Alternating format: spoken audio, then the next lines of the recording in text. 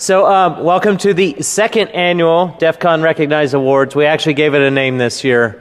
And the goal here is basically to get everyone in DEFCON community's opinion on who was best, who was worst, and that kind of stuff. So this is Jericho, Brian Martin. He runs attrition.org, and he does a lot of work with researching security charlatans, things like that. I'm not going to go too much into this. The why. Why did we do this? Well, we want to give all of you a voice, right? So we had the Pony Awards, and they're out there, and everyone's like, you guys are just trying to mimic that. And that's not actually entirely true. Not entirely true. We wanted to give you guys a chance to vote as well, right? Because we do a lot of this stuff at Black Hat, and so we wanted to bring it to DEFCON because we actually have a much larger audience. You wouldn't know it from this room because track 1 and track 4 are packed, which is probably where Jeff is at, right? He's all like, I'm going over there because my talk sucks. We wanted to give recognition, both positive and negative, to people that have made a difference in the industry, either good or bad. And that's really kind of where you guys come into this. How we did this was we put up a survey online several months ago, and we allowed everyone to nominate everybody they wanted. We changed it a little bit from the year before, where we allowed everybody to nominate and then everybody to vote, and that caused a lot of issues, kind of skewed the voting. We ended up doing public voting anyway once we got to con. So what we did was we put the survey up. You were all allowed to nominate people for the various award categories as you wanted to over time. And then we're going to vote here today. What we did was we took all the nominations that actually had useful information in them. And that's very important to understand because there were a lot of very unuseful nominations with no supporting facts and nominations that didn't really make any sense. And so we brought those to you today. And then we're going to have public voting here today. And so Jericho bought one of those noise meters, and as we go through as seen on QVC, best we're gonna $20 ever. So as we get to each category, we're going to go through, kind of explain a little bit about why they're on the list, the details we were given by the people that nominated them, and then we'll allow you to make as much noise as you want to for the people in the category that you want to vote for. And based on that, we'll award the awards that way.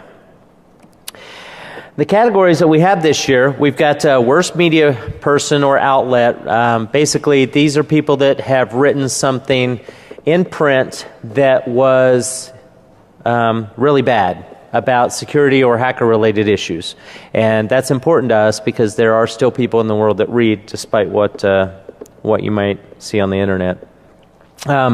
Worst media person or outlet, broadcast-wise, we actually dropped this one because we didn't get any valid nominations for this. We did want to bring up that we had some local media try and sneak in again this year that were kicked out last year with TV cameras and that kind of stuff, and they were doing covert interviews in the hallway, as covert as you can be with a huge shoulder camera and microphones and that kind of stuff. So they were booted again, but we don't have many details on that, so we've actually dropped that category for this year. We have the best privacy enhancing tool, product, application, so we've got multiple products there as well. We've got the best security or hack-related Twitter feed. We got a lot of nominations on these. We got probably 6 or 7 that we got multiple nominations for, and we'll go through the honorable mentions as well as the ones that are on the list so that you know that you get an idea of everyone that was actually nominated with information. And then we have what we're calling the Twit-Twat. And these are the worst Twitter feeds, right? So there's a bunch of hackers and security professionals and media people out there that have Twitter accounts that want a lot of followers. So they put as much sensationalistic or crappy stuff as they can on Twitter in order to get followers. And then we have the Captain Obvious Award. Those are the people that have come here with a talk, and they have taught us all something that we've all known for several years, right? And so we've got several. I think we ended up with 2. We had another one that we were researching, but it turns out it was probably a B-sides talk.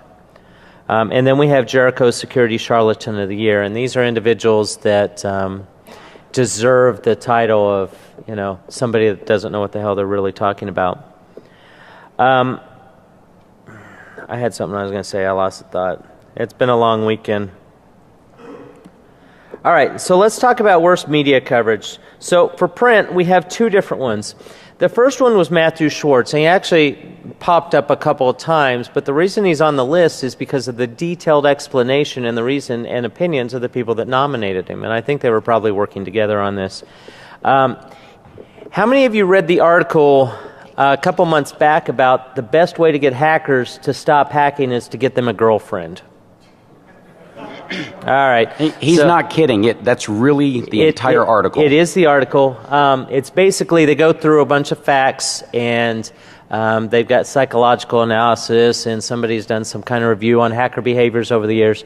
And so somebody sat down and put all this together and wrote an article, and his name is Matthew Schwartz. And the idea was that these hackers, if you want to get them to stop hacking, you've got to get them a girlfriend. And so that's the first one. I'll show you the article in a second, and you can see the webpage and kind of look through it yourself. The second one, we're not exactly sure who to attribute blame for, but it was based on a water pump hack. Did anybody hear about the water pump hack? Supposedly there were some Russian hackers that hacked all the way across the ocean into some water pumps at a SCADA plant, and it was like Iowa or something, right, to screw around with the water pumps. And as it turns out, one of the administrators of that SCADA system had gone overseas to Russia and was doing normal administration on these water pumps. And so when one of them failed a few weeks later, they went through their logs and saw an IP address from Russia. And he hadn't told anybody from his work he was going from Russia. And so somebody blew it out of the water, and it became a huge Russian hack attempt on this poor little water station in Iowa that apparently is critical infrastructure. So I think I have that one up as well. So let me pull up my browser, and you guys can. It's actually kind of funny. Let's see. So Scarlett Johansson getting hacked. She wants lots of money for what she's doing. All right. So here is Matthew Schwartz. This is what he looks like. I'll zoom in. There you go. Hi, Matt. All right, so this guy actually seems to be a nice guy in his article. He actually released this July 16th, so this was a last-minute edition. And the person that submitted this had a lot of good information. So if you look at the submission and how this guy writes, it's honestly, it's a subjective points of view on both sides. But, this guy writes about how hacking is caused because people haven't grown up. They haven't made a commitment to society in one way or another, right? They're not invested. If you get them a girlfriend, suddenly they're invested in something. So that gets them looking off in other directions. I figured the girlfriend thing was a different kind of distraction, but apparently it's a social commitment. Come on, I was a hacker. I know what it really is, right? But yeah, so he goes through, he writes this whole article. He's got a lot of really good references, right? He's got cyber psychology expert. There are cyber psychology experts now. I don't know where you get that degree. But, he talks to a lot of people. He gives a lot of facts. He's not blowing everything entirely out of the water, but he does say some things that are fairly controversial. I'd like to point out that I don't think his research was very thorough because he didn't look at the alternative. It's like, well, maybe if you don't have a girlfriend, how about if you have a weekly hooker? Is that enough to keep you on the right side of things or not? Yeah, it's just poor research all around.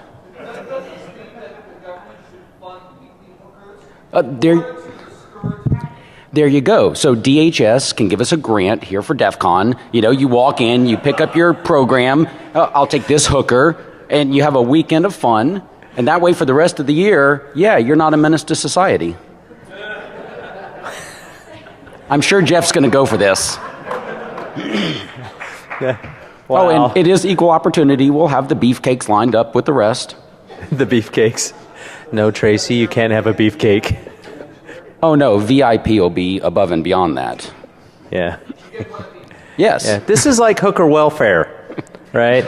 You get only what the government can. Here's your cheese and here's your hooker. We are creating jobs. And insert joke about stimulus package. Wow. So he actually talks about Asperger's and autism and how that affects the hacker mind. He goes into all of this, and apparently girlfriends fix it all. Right? It's the difference between the red pill and the blue pill. Wait, I think one of those is a roofie, though. Yeah. One's a roofie, the other's a Viagra. Okay, all right.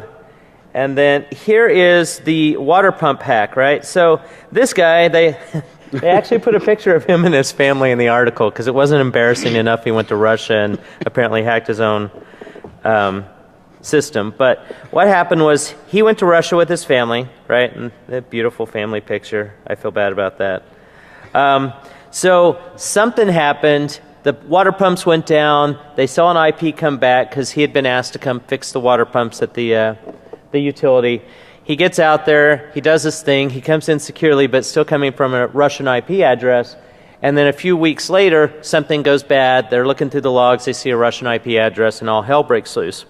That's not the worst part of it. Somebody leaked the story to the press to the point that it went all the way across. It popped up in magazines, online ads, or not online ads, that would really be bad. Online print articles, things like that. It was in dozens and dozens of news articles all over the internet that this guy, that Russia was hacking these water pumps from across the pond. And it turned out, he's like, I wasn't manipulating the system or making any changes or turning anything on and off. Right, all he did was log in to check the status of some pumps and give his advice because, they're his pumps. There he is. He looks like a hacker. Actually, it looks a little bit like Jericho. Did you shave your head? Thanks for pointing this out in front of everyone. And by the way, when he logged in, he did it through secure VPN, and from what I understand, there weren't any login failures or anything. It was just one pop in like any other. It's just the IP address alone that caused the chaos. Right. Yeah, so that was it. And so that was the second one. So we got some other nominations. They were really, really terrible, to be quite frank with you. People were just posting links and gave us no details about why it was bad. And as you guys have probably read on the page, we really need the details and some analysis, right? You don't just pop information up there because you're in a hurry. If you're going to nominate somebody, at least go through the trouble of actually justifying why. Social responsibility. Right. So we'll go back to the slide, and we're going to do our voting. So between Matthew Schwartz and the water pump hack, you need to decide which one you think is most significant as the worst media coverage. All right? So if you want to vote for Matthew Schwartz, make some noise.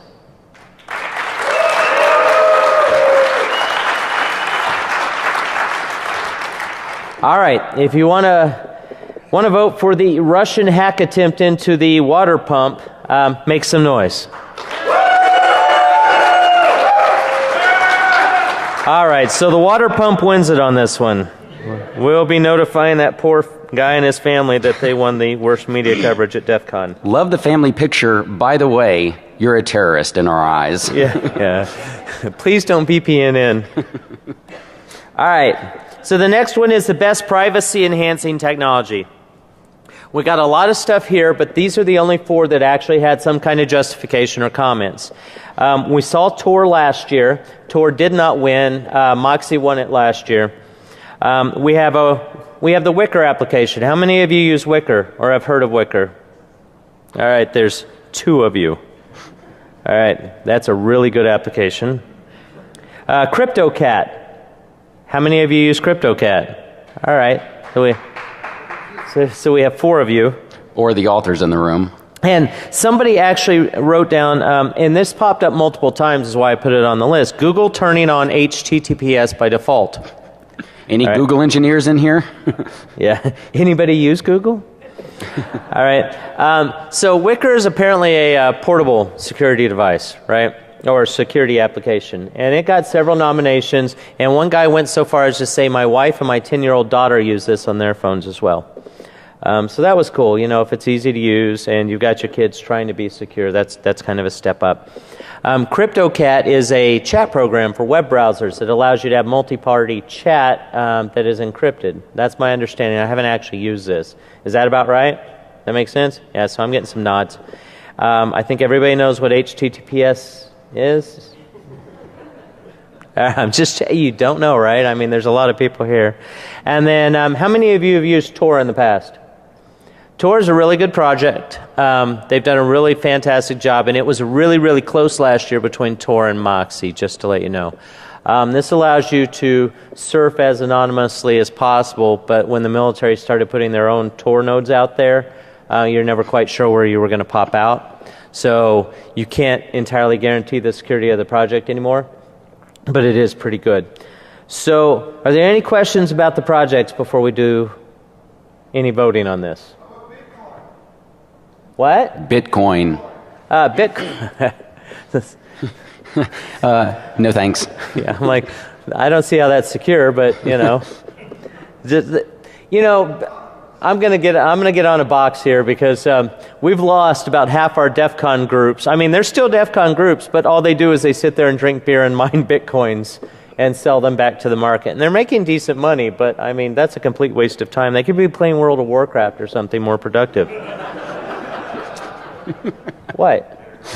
Yeah, get a girlfriend. Yeah. All right, so if you want to vote for Wicker, make some noise. Wow, that was awesome. All right, did that register? 67.8. Well, that wasn't bad. That's like ambient noise, though. That's like 2 above Russ speaking. Hey, all right. CryptoCat, if you use CryptoCat. 73.4. Woohoo! We have a winner right now. Google turning on HTTPS by default.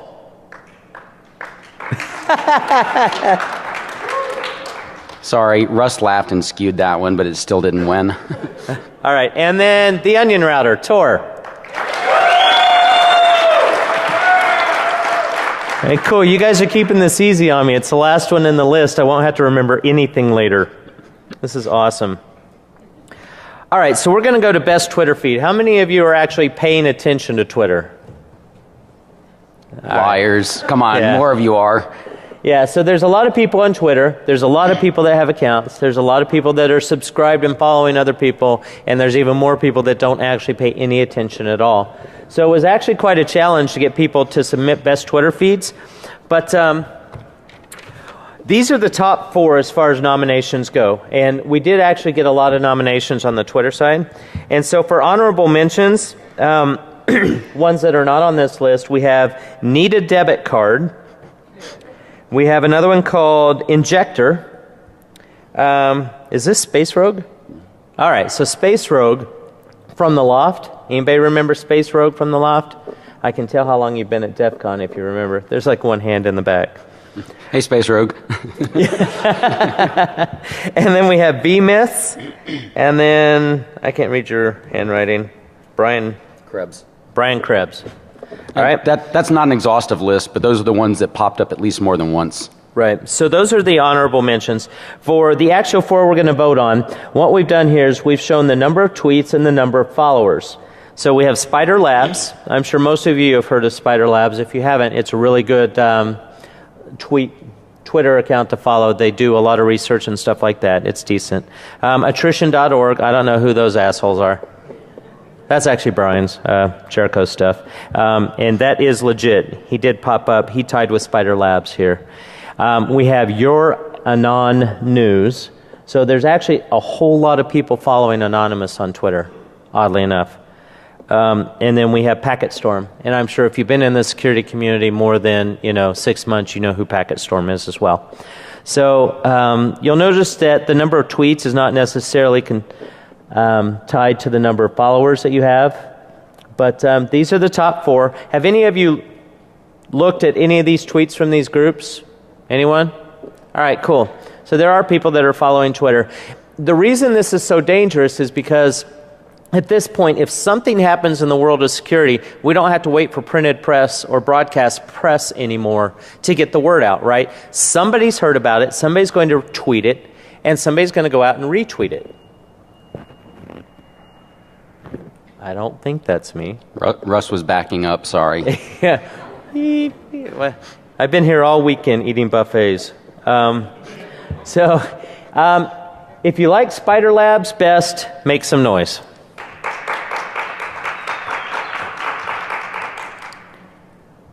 All right, cool. Attrition.org.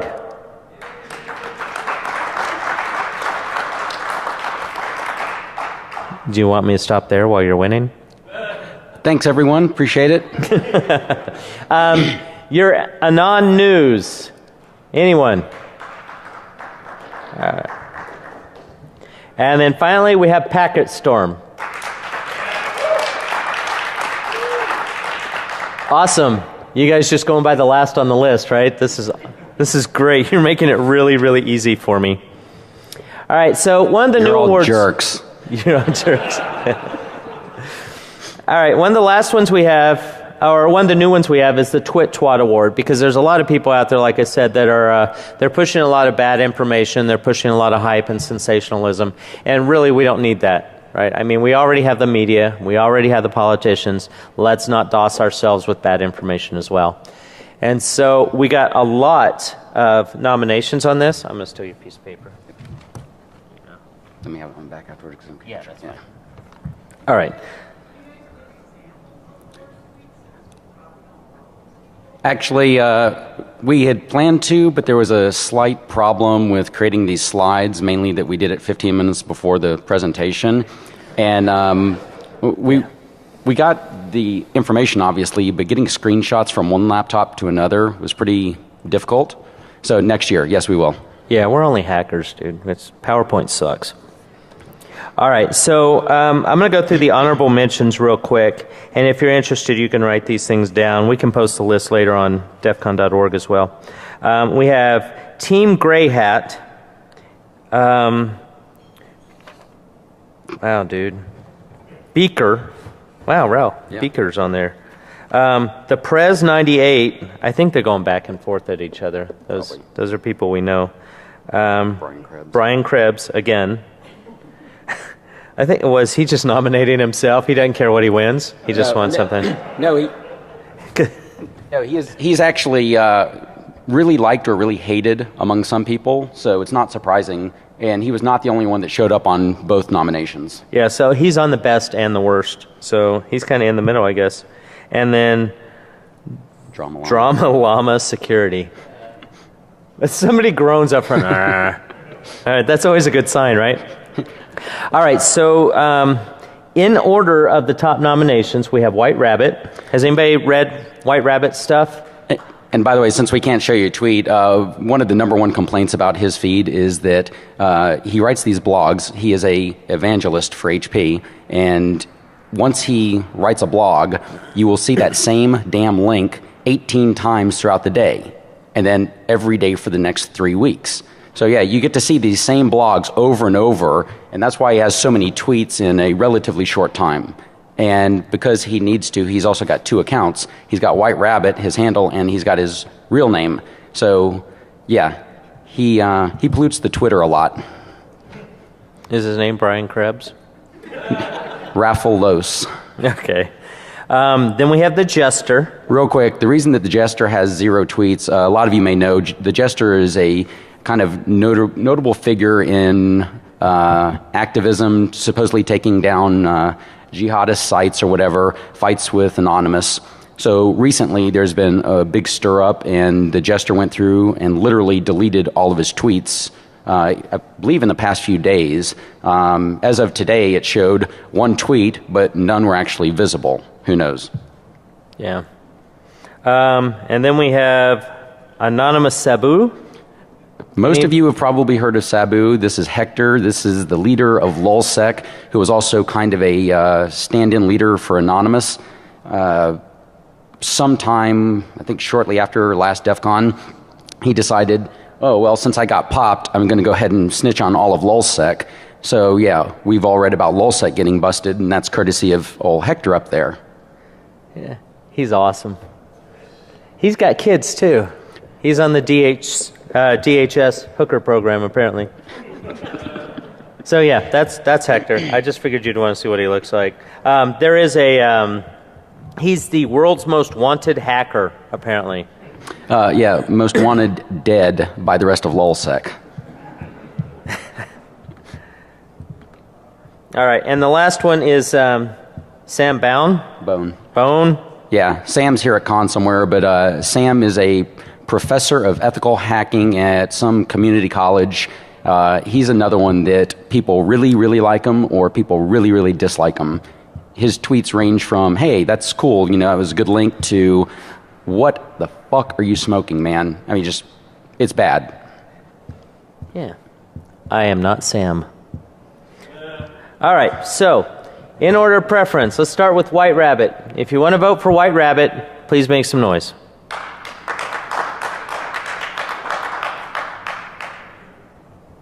All right, the Jester.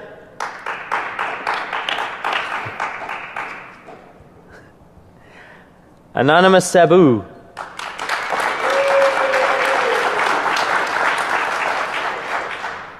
You guys are going to screw me on this one, aren't you? And the last one is Sam Bone. Yep. Just moving to the bottom. Yeah. I can't. It's PowerPoint. Sabu. Yeah. All right. Cool. All right. So Anonymous Sabu won that one. All right. So how many of you have been to a lot of talks during DEFCON in the last 3 days? All right. And by a lot, I mean more than one. All right. I know there's parties and other stuff going on.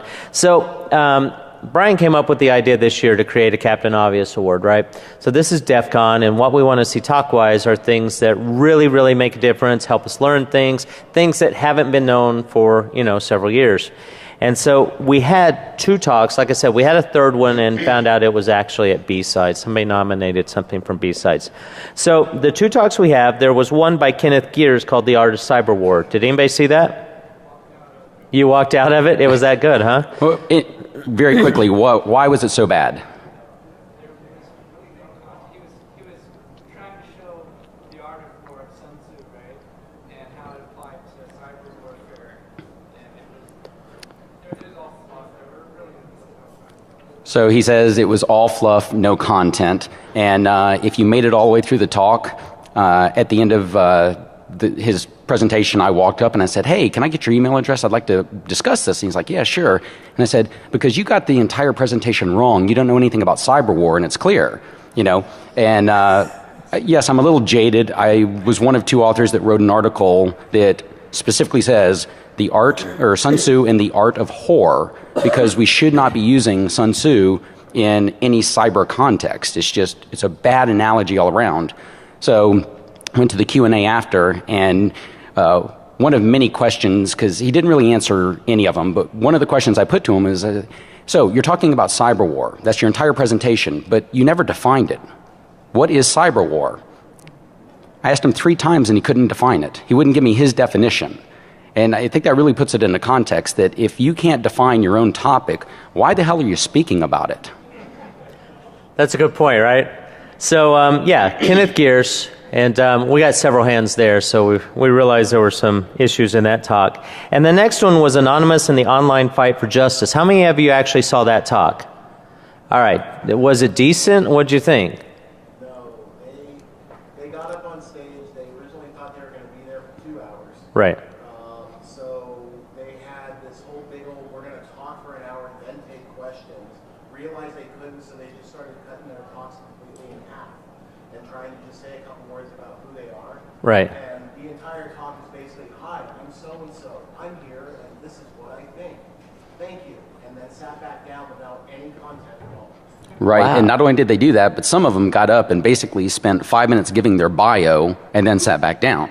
It's like, Amber was the one that went up. She was up there for 10, 15 minutes just talking about, this is what I did with CNN, and this is why I'm not there anymore. Thank you very much. This is who I am, and had nothing about... right. So in the long run, the panel was 1 hour, but probably had maybe 5 to 10 minutes of actual talk about Anonymous. And it's unfortunate because a few of the people on the panel had very, very interesting backgrounds related to Anonymous. There was a lawyer up there, Biella Coleman, done all sorts of research. They had good content, they just didn't give it to us. Right. So it was just a bad talk, right? You don't want... If you're going to a talk, you want to see the content, right? You don't necessarily just want to hear about the bios. So, and real quick, by the way, the Q&A after that talk was outstanding. I mean, the room was packed. Of course, there's small rooms, so there was like 50 people. But the dialogue, the back and forth, was great. I was like, that should have been the presentation. That would have been interesting. All right. No, but we can type them up real quick. Yeah, we actually agree with that. Seconded. Yeah, that's fine. We can do that. We actually have had people come up and complain about it, but nobody actually nominated General Alexander, and we kind of wondered at that ourselves. That was the third hour. That was right after I left the room. So Summarize it by DEFCON kids are cool and hackers are needed. that was it, huh? How long? Is that what he said? We're hiring? That was the last slide. That took like 10 minutes. What? The URL for the recruiting site. Wow. Okay, so he came here as a recruiting tool then. Oh, yeah. All right. Propaganda machine. So let me add him on here, and you guys can vote for him. And we'll just call him the General, because that'll be funnier. And we're going to make sure Jeff gives him the award. In case you didn't notice, he had bodyguards. Yeah, with guns. And it was funny. Somebody was talking about it, and they're like, if he came to DEFCON and he just walked through the conference area, nobody would have known who the hell he was, right? Because he really doesn't stand out at all. So, There was another general here, a woman, by the way, who did not, she was plain clothes, just blended in with no animation. Did Right. she show up with him, or? Interesting. yeah, there's anonymity in not, broadcasting who you are here. So, all right. So for the Art of Cyber War with Kenneth Gears, if you want to vote for that for Captain Obvious Award, make some noise, please.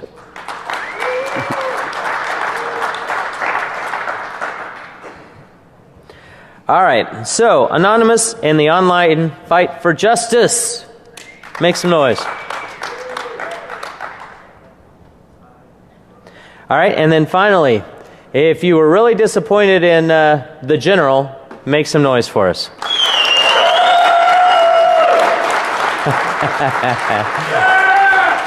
All right, so that made the most... Is it broken now?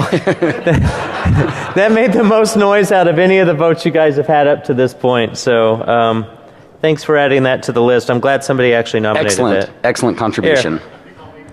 Here, you can have the Limitless Smart Shot. Fuel for your body, focus for your mind. If you want it. You want it? All right. I'm not going to throw it. Nice. Yeah.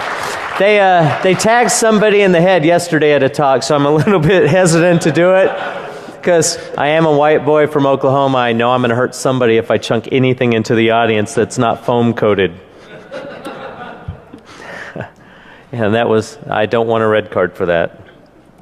All right, so finally, security charlatan. I'm going to let Jericho get up here and talk about it. This is kind of his bailiwick. He's been doing this for a really long time. If you've followed Jericho or attrition at all over the last 15 years, you know what kind of work he puts in all throughout the year. This is not a 15-minute thing that he does, and this is why Jeff asked him specifically to be involved in this. So I'm going to let him come up, and he can do it from there. Thanks. I actually gave a talk at Black Hat, 13 years of errata, because that's how long it's been running. And the talk was basically like a behind the scenes, all the stuff you don't see, including the blowback and the charlatans screwing with me. It's an interesting history behind it. So, that was awesome, by the way. Oh, thank you. Yeah, it had lots of squirrels in the presentation to keep it lively. So the Security Charlatan Award, these nominations all came from other people. They did not come from me. I had no influence on the nominations here. I want to make that very clear. I can tell you that looking at this list, 5 of them do appear on the errata pages currently, 2 do not. I'm not going to tell you which. If you know, cool, keep it quiet, because I want to see where this goes. So the first one, Steve Gibson. Anyone familiar with him? He's been around a while. Couple. It's like Gibson Research Center or something. He's the guy that has this uncanny ability to write the most convoluted, weird tech paper. You'll read through it and you're like, wow, this is either the most brilliant thing I've ever read or, oh, he invented TCP/IP again. Interesting. Okay. Yeah, So- you might actually recognize him as GRC. I Yeah, think he calls himself GRC in a lot of Gibson stuff. Research Center, yeah. Right.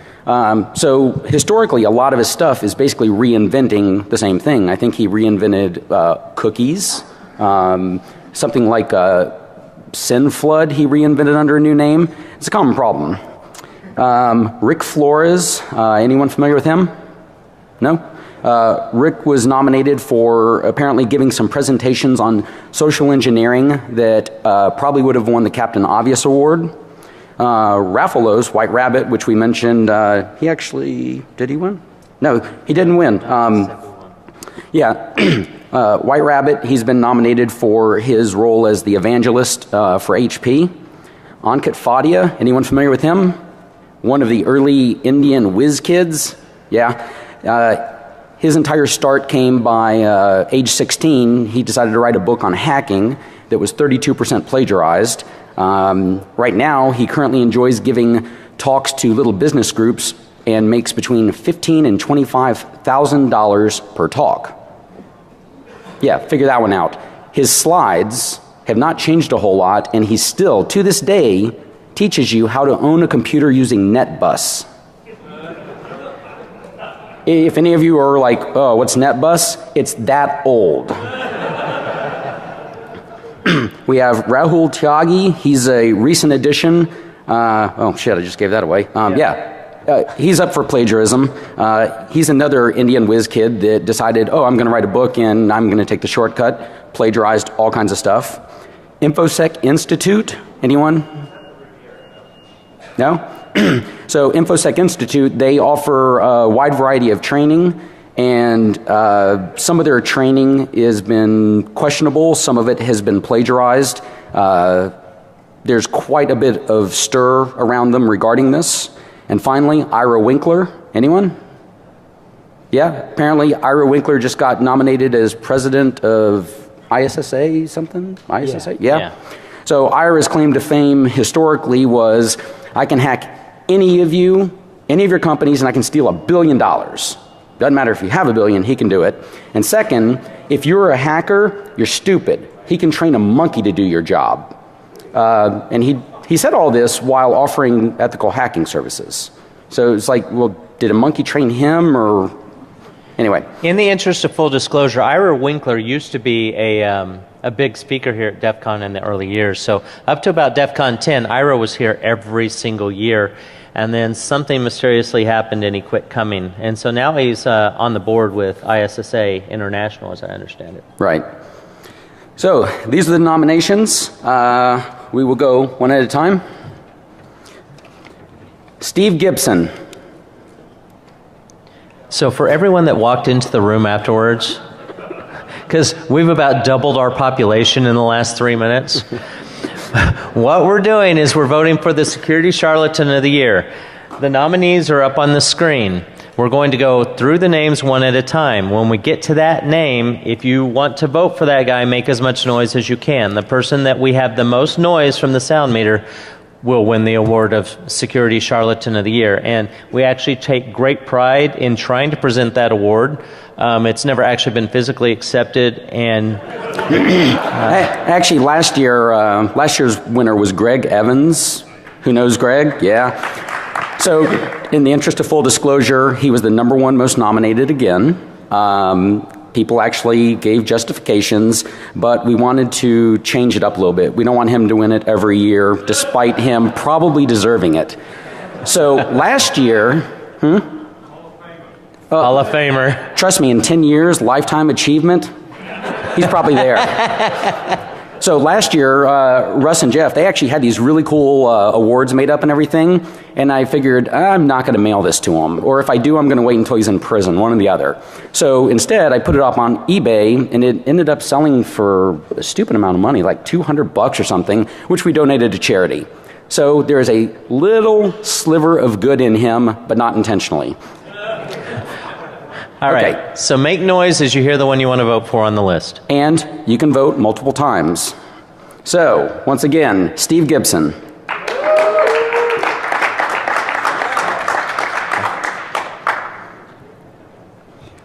Rick Flores. That was weak.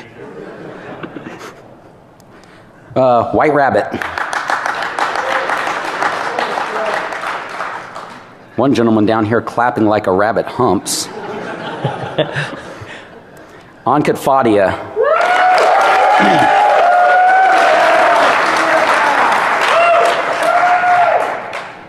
If he wins, I'll tell you a quick, amusing anecdote. Rahul Tyagi.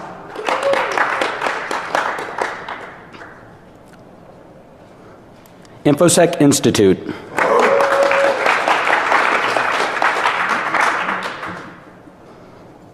And finally, Ira Winkler.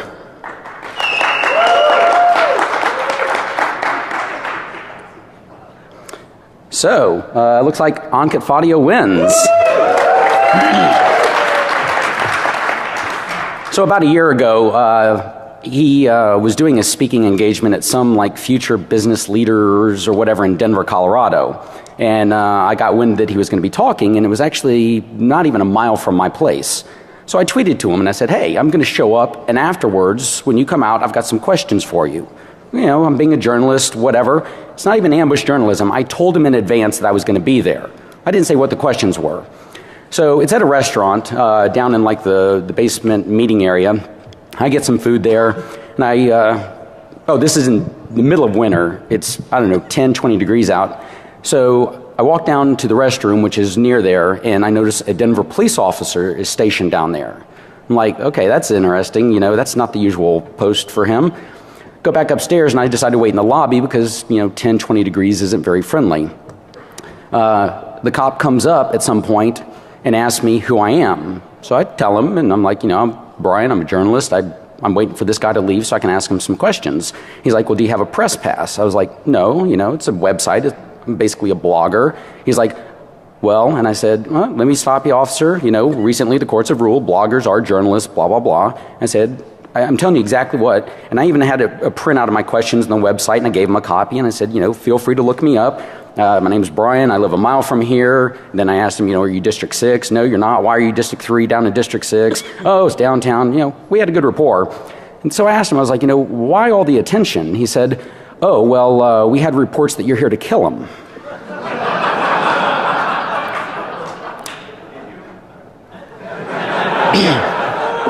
I wasn't even carrying that day.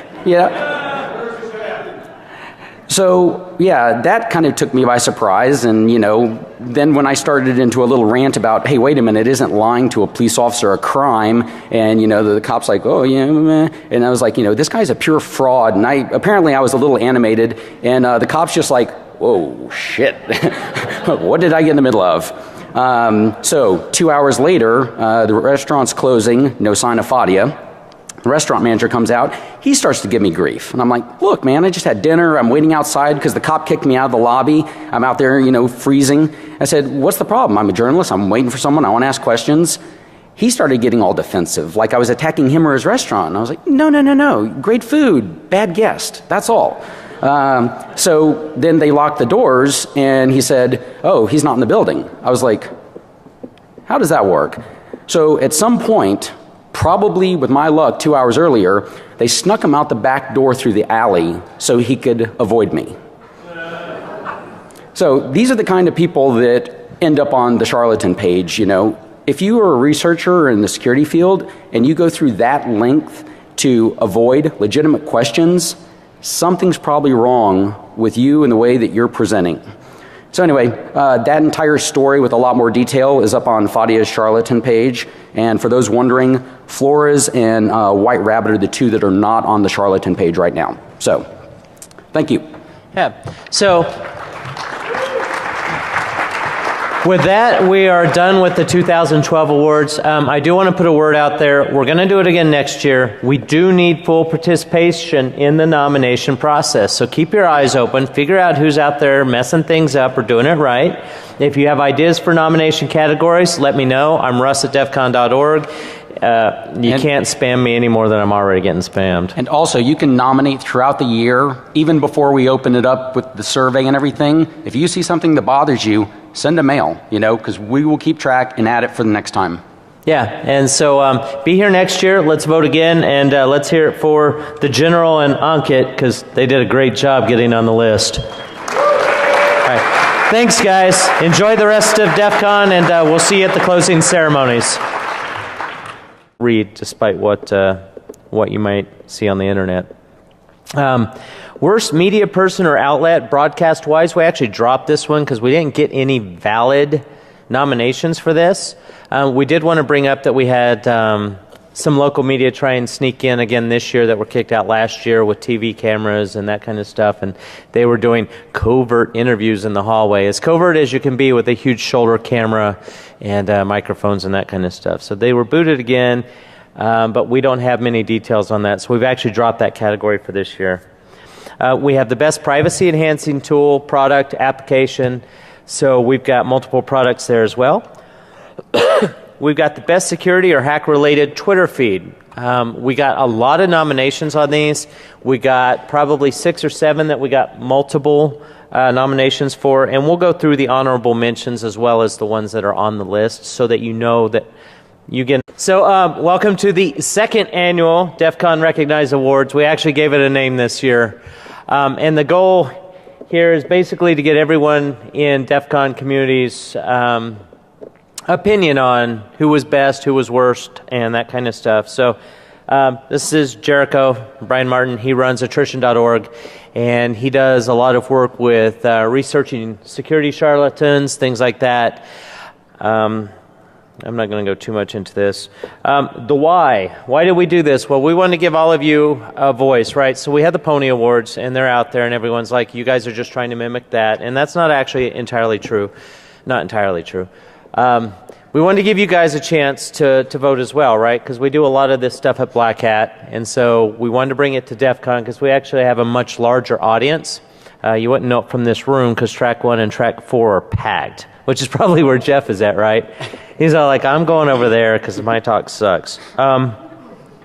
We wanted to give recognition, both positive and negative, to people that have made a difference in the industry, either good or bad, and that's really kind of where you guys come into this. How we did this was we put up a survey online several months ago, and we allowed everyone to nominate everybody they wanted. We changed it a little bit from the year before, where we allowed everybody to nominate and then everybody to vote, and that caused a lot of issues.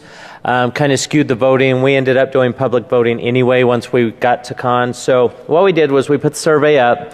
You were all allowed to nominate people for the various award categories as you wanted to over time. And then we're going to vote here today.